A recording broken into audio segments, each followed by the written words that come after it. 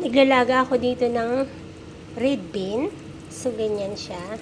Ilaga muna yung red bean, tapos mag-chop kayo ng carrots, at saka yung ano yan, yung leek, at saka onion. Tapos ihahalo nyo na lang dito. So, di ba yung ano, yung ano pangalan nung green? Balatong.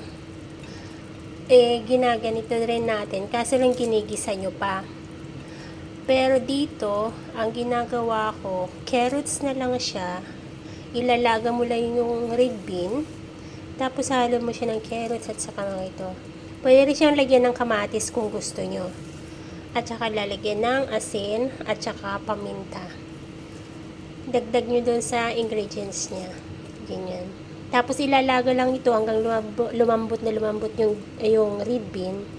Tapos, pwede nyo na siyang kainin na ganyan. So, sa mga nagda-diet po, ito po yung kapalit ng rice. Maganda ito kasi healthy siya. Tignan nyo naman, vegetables at saka beans. So, kahit na, wag na kayong kumain ng kanin. Kasi itong beans na yan, parang kanin na rin. Mas healthy siya sa rice. Kaya ito na po. Ipapakita nyo yung fairness. Basta, bak malambot na ito, ganyan lang siya. Tikman na lang ayon sa panlasa ninyo yung taste niya dito sa sabaw niya. Then, okay na po yan. So, ganito na po siya pag naluto. Dagdagan nyo rin na siya ng dried sausage kung gusto nyo. Ilagyan ko siya ng dried sausage para mas masarap ng konti. Kaso lang, hindi na siya vegetarian.